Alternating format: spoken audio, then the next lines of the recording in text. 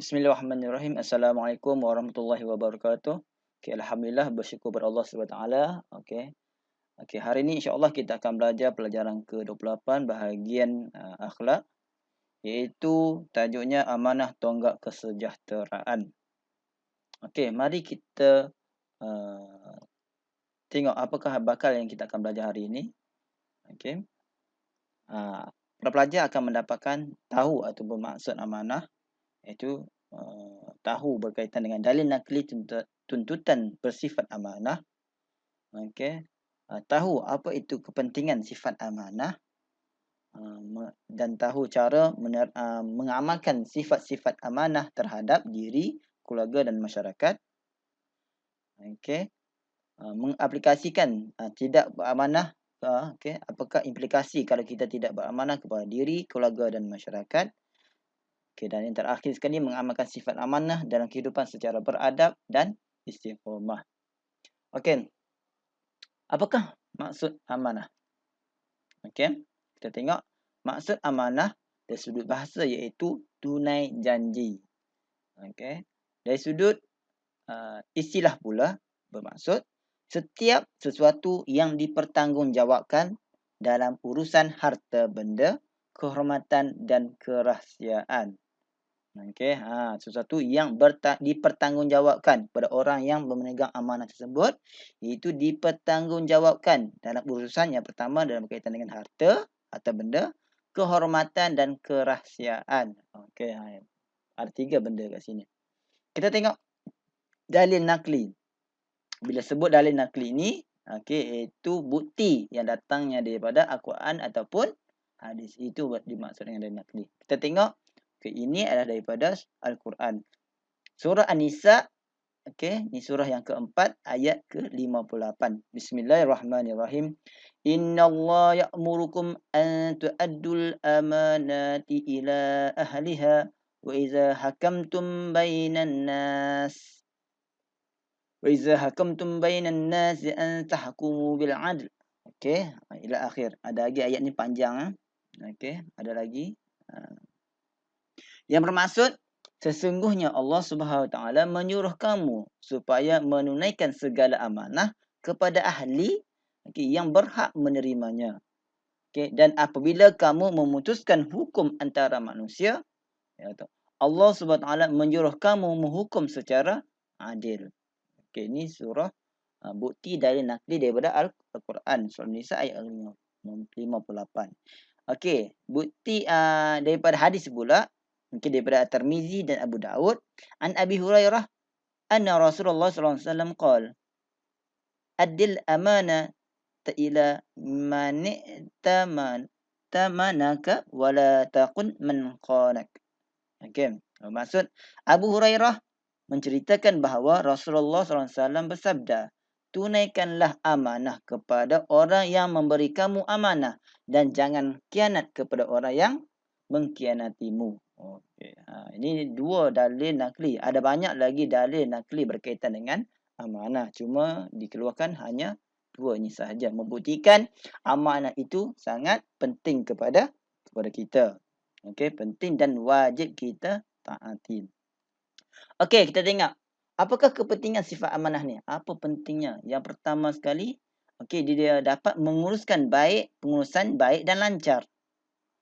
Okey, yang kedua, dipercayai, okey, dan disenangi. Okey, kalau kita beramanah ni, kita akan orang mudah percaya kita dan orang senang dengan kita. Okey, yang ketiga, tanda orang beriman. Ya, orang aminah memang dia beramanah. Okey, yang keempat, mudah melintas titian sirat. Okay, ini semua dekat dunia. Ini adalah dekat akhirat nanti. Bila orang amanah ni, nanti kita akan lalu satu namanya titian sirat. Orang yang amanah ni, laluan titian sirat ni menjadi mudah. Okay. Okay. Ini antara kepentingan sifat beramanah. Okey, yang kedua, pengurusan baik dan lancar. Kita tengok. Okey, pengurusan bersih dari segi, apa yang dimaksudkan pengurusan bersih dan lancar ni? Yang pertama, pengurusan bersih dari sebarang rasuah dan penipuan. Kalau kita pegang amanah, kita tidak menerima rasuah dan kita tidak menipu. Okey, yang kedua, menjimatkan dengan amanah tersebut dapat menjimatkan kos pentadbiran. Okey, sebagai contoh orang membeli satu peralatan dengan harga RM3,000 dan kita sebagai pemegang amanahnya, maka kita beli pun dengan harga RM3,000. Tidak lebih, tak kurang. Okey. Kalau kurang pun kita maklum. Kalau lebih, kita pun kita maklum. Okey. Jadi kita itu dinamakan sebagai beramanah. Okey. Yang ketiga, perkhidmatan dapat diberikan dengan lebih baik, cekap dan sempurna. Okey, ia menjadikan perkhidmatan kita akan lebih baik. Okey. Yang keempat, menjadikan kualiti dan produktiviti negara akan meningkat. Okey, 4 poin ni kamu perlu ingat. Okey. Dari sudut pengurusan baik dan lancar. Okey. Tak terima rasuah, menjimatkan pentadbiran, perkhidmatan dapat menjadikan cemerlang dengan baik. Okey, dan menjadikan kualiti itu akan lebih meningkat. Okey, ini ada 4 poin. Okey, yang ketiga Adrian. Okey, dipercayai dan disenangi. Okey, orang yang beramanah ni dia dipercayai dan dia disenangi oleh orang lain. Okey, antara poinnya, okey. Orang yang amanah mudah mendapat kepercayaan ramai. Betul kan? Kalau kita beramanah, orang akan mudah percaya pada kita. Okey, kita cakap apa pun orang akan ikut. Okey, orang percaya. Yang kedua, contoh Rasulullah sallallahu alaihi wasallam. Dia dapat mencontohi Rasulullah sallallahu alaihi wasallam. Okey, yang ketiga, Rasulullah SAW sangat dipercayai dan disenangi oleh masyarakat Arab jahiliah. Kita tengok Rasulullah SAW. Okey, walaupun masyarakat jahiliah yang kita tahu, kita belajar sebelum ini, masyarakat dengan akhlak yang sangat teruk, tapi mereka terkenal dengan sikap Rasulullah SAW seorang yang beramanah. Jadi apa yang Nabi Muhammad cakap, mereka percaya. Mereka percaya. Cuma penerimaan yang tidak. Okey, itu masyarakat jahiliah. Mereka percaya. Sebab apa? Sebab Nabi adalah orang yang sangat beramanah. Dia tidak pernah menipu. Okey, yang keempat sekali. Walaupun mereka tidak beriman, tetapi mereka tetap mengamanahkan barang berharga untuk disimpan oleh baginda. Nak tahu, walaupun Nabi tersebut macam musuh mereka, ya, tapi mereka nak tahu, mereka nak simpan barang-barang mereka, mereka boleh menyerahkan barang yang sangat berharga kepada Nabi Muhammad SAW untuk menyimpan. Itu dahsyat, kan? Itu kehebatan amanah, dipercaya amanah Rasulullah SAW, sifat amanah Rasulullah SAW. Sehingga kan orang percaya boleh simpankan benda yang berharga. Kita tengok kawan-kawan, contoh kawan kita yang nak tahu orang amanah. Kalau kamu nak tahu kamu tu orang sifat amanah, orang percaya kamu ataupun tidak, ada tak orang berani simpan kepada kita barang-barang yang berharga dia minta kita pegang? Okey, kalau kita berani, kalau ada orang tu berani, maksudnya dia percaya bahawa kita ni adalah orang beramanah. Tapi kena ingat, okay, kalau kita amanah, kita kena jaga kepercayaan orang. Okey, janganlah sesekali jangan sekali kita memecah amanah tersebut. Sekali kalau kita pecah, maka nanti akan datang pun orang dah tak percaya dah. Okey, itu berhati-hati. Okey, jadi kena pegang dan jaga kepercayaan orang kepada kita. Okey, seterusnya tanda orang beriman. Okey, terdapat tanda orang beriman. Yang pertama, tidak sempurna iman seseorang yang tidak memelihara amanah. Okey, orang beriman dia tidak sempurna imannya sekiranya dia tidak menjaga amanah. Okey, orang yang mengkhianati amanah tergolong dalam kalangan orang yang munafik. Okey, dan orang munafik dijanjikan siksa azab neraka jahanam oleh Allah Subhanahu Wa Taala. Nauzubillahi min zalik. Okey, itu pentingnya kita menjaga amanah. Okey, mudah melintas titian sirat seperti saya cakap tadi. Okey, orang yang menjaga amanah mampu melintas titian sirat dengan lancar tanpa sebarang halangan. Nanti ada waktu kita dekat akhirat nanti, kita nak menuju ke syurga.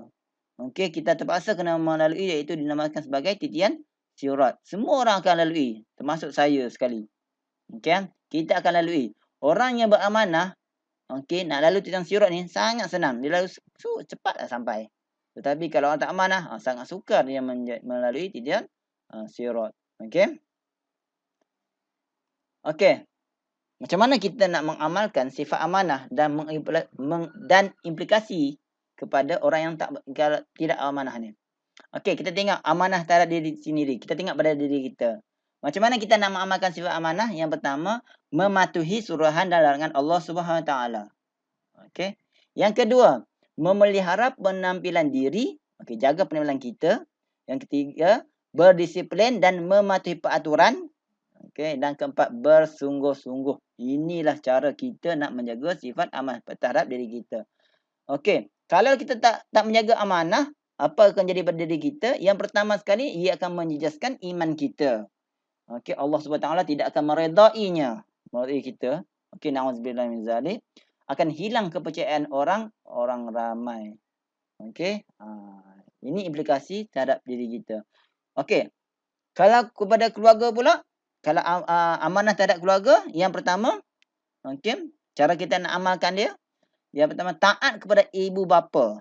Taat kepada ibu dan bapa. Bertanggungjawab terhadap amanah keluarga. Okey, kalau keluarga ni apa mak ayah suruh, macam contoh mak ayah suruh kita belajar, kita kena belajar. Okey. Menyayangi adik-beradik. Memastikan adik-beradik melaksanakan segala perintah Allah SWT dengan sempurna. Ini adalah amanah kita kepada keluarga kita. Tapi implikasi kalau tak menjaga amanah pada keluarga, apa akan jadi pada keluarga kita? Yang pertama sekali, dia akan menjadi anak derhaka. Nak keluarga kita terdapat ramai anak derhaka. Na'udzubillah min zalik. Kedua, mencemarkan nama baik keluarga. Okay, hubungan kekeluargaan menjadi renggang. Keempat, melahirkan anak yang tidak mengenang budi ibu bapa. Dan seterusnya dibenci oleh adik-beradik. Okey, itu implikasi amanah terhadap keluarga. Okey, seterusnya kita tengok pada masyarakat. Lebih besar, konteks yang lebih besar sekali. Macam mana kita nak mengamalkan? Yang pertama, menghormati jiran. Tengok jiran kiri kanan kita. Okey. Cakap dia elok-elok, cakap lemah lembut. Okey, sentiasa tolong jiran. Sekiranya jiran dapat kesusahan, selalu tegur jiran. Okey. Guru. Mata guru macam mana? Macam sekarang PDPR. Okey, waktu kita belajar, kamu telah terima amanah oleh guru. Dah bagi dah jadual waktu untuk kita belajar. Okey. Keluarga kamu pun beri amanah kamu juga untuk belajar kan. Secara tak langsung kalau kamu mengikuti PDPR, kamu telah melaksanakan amanah terhadap keluarga dan juga masyarakat. Okey, rakan-rakan dan masyarakat sekeliling. Ini kalau macam mana nak amanah kepada rakan, waktu kelas kamu boleh ingatkan kawan-kawan. Okey, jom kita masuk kelas. Pakai itu amanah pada kita untuk kita memperingati kepada rakan-rakan. Okey, menasihati rakan-rakan. Okey. Dan menyertai program masyarakat. Okey, apa saja program-program kebaikan kita akan menyertai. Sama juga dengan program-program sekolah. Okey, cuba kamu sertai. Okey, boleh kan? Okey, sekiranya kita tidak implikasi kita tidak beramanah kepada masyarakat, apa akan jadi pada masyarakat ini? Secara tak langsung masyarakat tidak harmoni. Keselesaan awam terganggu. Okey? Nauzubillah min zalik. Bahagian implikasi atas amanah ni sangat banyak. Okey, yang mana kita tak nak ia terjadi dalam diri kita, terhadap keluarga kita dan juga terhadap masyarakat. Maka jagalah amanah tersebut. Okey, macam mana cara nak menjaga? Okey, kamu baca balik. Okey, yang mana seperti saya sebutkan tadi, macam mana nak jaga amanah terhadap diri, keluarga dan juga masyarakat. Okey, itu saja daripada saya. Okey, jadi untuk hari ini kita telah belajar berkaitan dengan sifat amanah. Semoga apa yang Ustaz ajar hari ini dapat pelajar sekalian, murid sekalian faham dan cuba mengaplikasikan dalam kehidupan. Okey, dengan itu sebarang pertanyaan boleh tulis di bahagian bawah komen di bawah. Okey. InsyaAllah saya akan cuba jawab satu persatu. Okey, dengan ini saya akhiri dengan tasbih kafarah wassalatu subhanakallahumma hamdik asyhadu an la ilaha illa anta astaghfiruka wa atubu ilaik. Wal 'asr innal insana lafi khusr illa allazina amanu wa 'amilus solihat wa tawassaw bil haqq wa tawassaw bis sabr. Assalamualaikum warahmatullahi wabarakatuh. Terima kasih.